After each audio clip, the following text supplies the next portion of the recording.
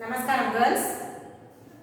Almost we have completed 2 chapters, isn't it? The first chapter we learned the introduction to microeconomics. We learned the meaning for microeconomics and then we learned the definitions of 4 economists, and also the second lesson we studied the consumption analysis. The third lesson we are going to study about the production analysis. What do you mean by production? What is production? Why do we why do we produce the products? What is the need of the production? For example, if you want to buy a garment, you are going for a textile showroom, isn't it? So just you are paying the money and you are getting the dresses what you need. But how the dresses arrive there? What is the process of making a garment or a dress? What are the factors that are included? What is the raw material? Who is producing? What are the inputs we are giving to get the output? So production is nothing but inserting the material and immaterial things to make out the output. So production is some of the inputs changed into an output. That is production. So this production satisfy the wants of all the human beings, isn't it? We are buying this to satisfy our wants, isn't it? We need so many things. That also you have studied characteristics of wants. So these production satisfy the wants of the human being. So through consumption, we purchase the product and we get satisfaction. This production analysis we are going to study in the second lesson. Third lesson. Why do they producers they want to produce goods? Because they wanted to get profit. So profit is the main motive derived the producers to produce things. While they are producing things, they are occupying so many. They are input, they are doing many inputs. They are inserting many inputs, that is land, labor, capital and entrepreneur, that you have studied as factors, isn't it? So, while they are inserting the so many inputs, the output production is coming out. While the producers, they are producing the goods in a large scale. Then, the price of the commodity will be less. How it is possible? For example, if you are going to buy 1 or 2 pieces of kerchief or other things, you have to pay 10 rupees for each.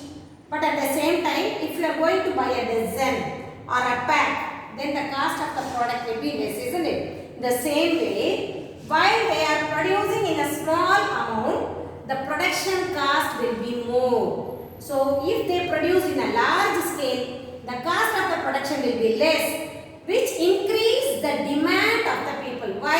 If the cost of the production is less, cost of the production is nothing but the price, isn't it? Already I told you, cost of the production means that is price.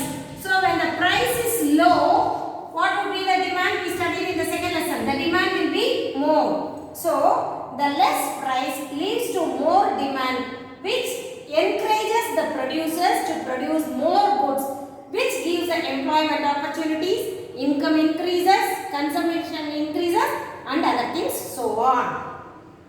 And the next one we are going to study the features of factor of production. Already I told you what are the 4 factors, isn't it? Features of 4 factors of production. What are the 4 factors? From the first lesson onwards I am telling. What are the 4 factors there? First one, land, labor, capital and entrepreneur, isn't it? Or organizer.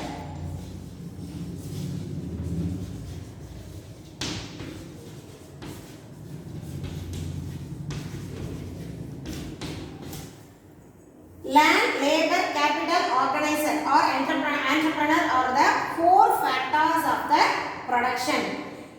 Involving the 4 factors, the producers, they are producing goods for the people's wants. So these four factors, how they are involving in the factor of productions, what are the reward given for the factor of production, what are the features of the factor of production, everything we are going to learn this lesson. As I said already, what is the reward for given for the land?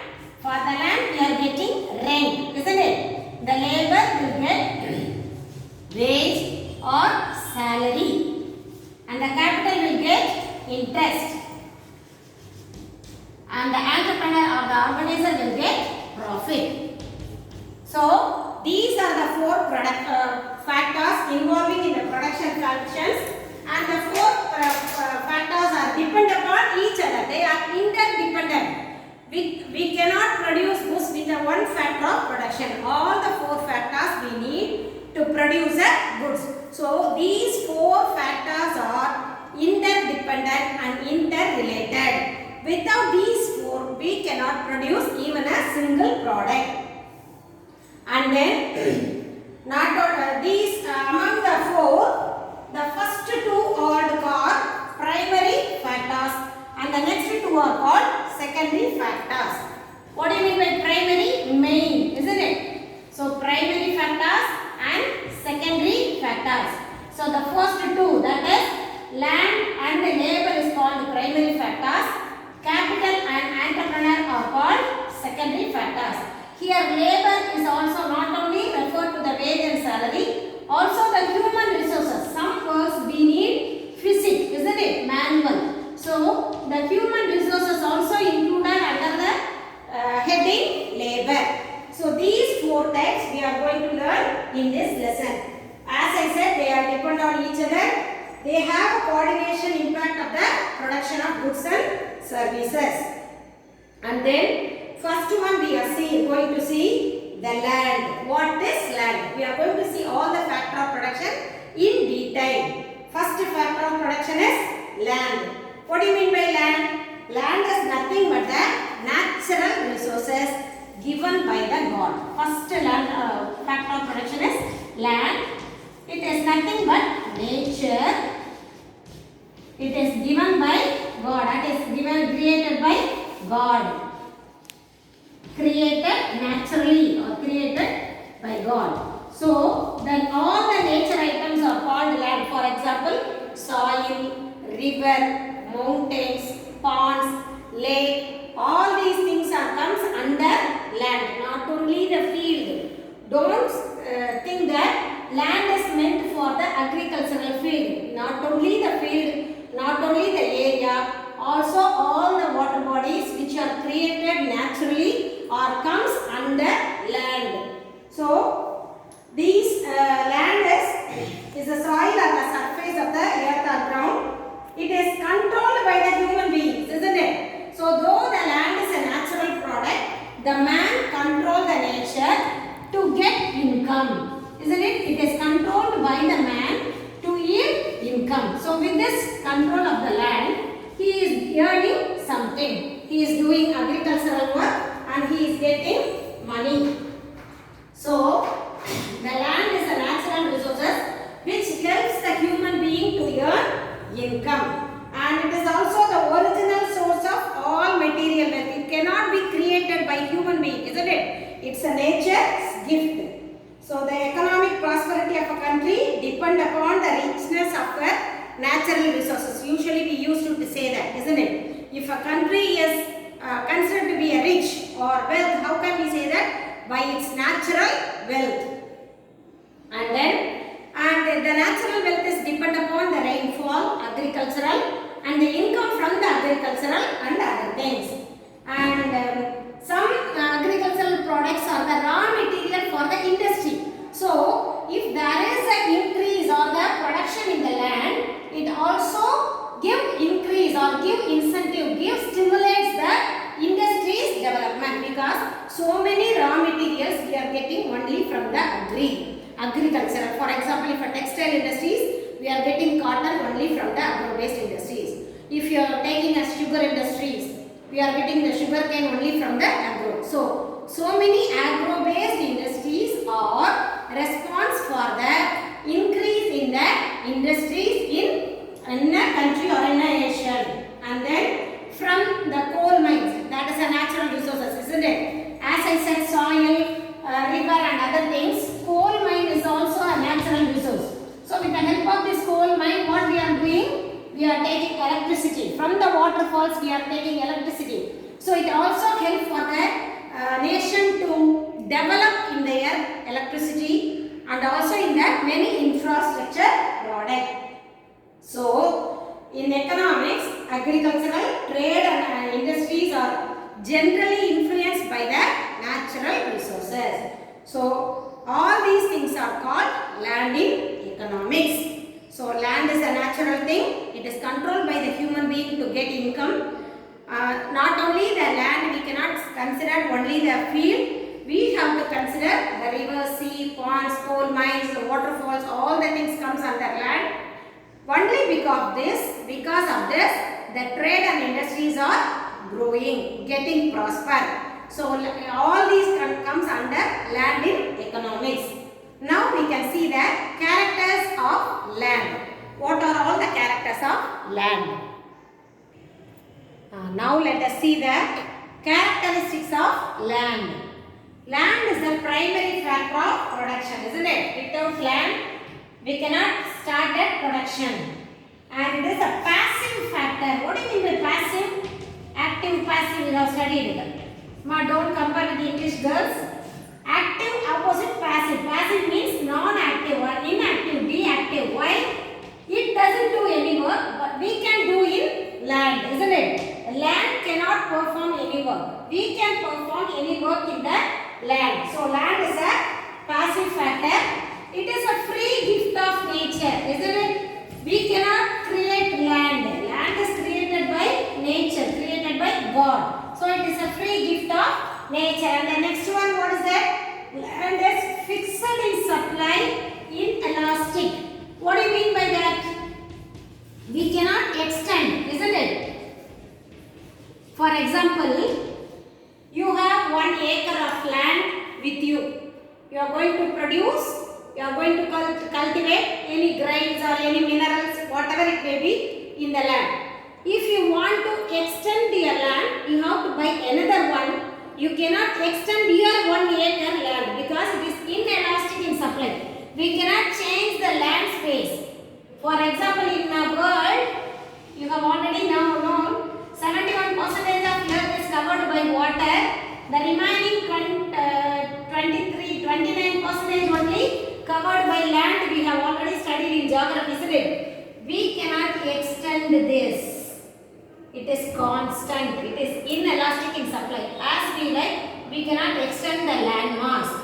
So, it is inelastic in supply. And then it is permanent. Isn't it? It never goes or it is not perishable. It is permanent. And the sixth one is, it is immovable. We cannot change. For example, if you get transfer, you can move, but you cannot take your land with you. It is immovable. We cannot move the land from one place to another place. And it is heterogeneous difference. Homogeneous and heterogeneous. While I am taking lesson, I told what is homogeneous. Homo means same, common. Hetero means different. Heterogeneous in fertility, isn't it? All the land will not have the same fertility. For example, in Coimbatore, around Coimbatore, those areas are very suitable for the cotton cultivation. The areas which are near the Erode and also near Tenkasi and other areas, they were suitable for sugarcane production. So, all the land are not in fertility. They are different in their fertility. That is heterogeneous. And then it has alternative uses, isn't it? We cannot use the land only for cultivation. Either we can use for constructing a house, we can use for building a factory, and sometimes we can use it for some other purposes. So it has some alternative uses. And the last one is, it is land is subject to law of diminishing marginal utility. What do you mean by that? What is diminishing marginal utility? If you go on consuming, you will get less utility. The same way, if you go on doing the production in the same land for a long year, the fertility of the land will be diminished, decreased. So that only we are using the fertilizers, manure and other things to make the land fertile one. So the law of diminishing utility will apply for the land also, because in course of time the fertility of the land will be decreased. So we have to do some alternative uses, so that only in the village areas they will, after harvesting their crop, they will leave the land for 2 to 3 months, and they will do the plow, again they will plow the field, and then only they will do the cultivation, or else they will do the alternative cultivation. If they did one time paddy leaf, the next time they will go for cereals or pulses, and the next time they will go for groundnuts and other things. So alternatively they cultivate the things to make the land fertile. So law of diminishing marginal utility also applied for the land. So these are the characteristics of land. So till now we learned what is production, why do the producers they are producing, and the features of the factor of production, and the fourth factor of production. The first factor of production, land, we have studied. The next video you can see about the labor and capital.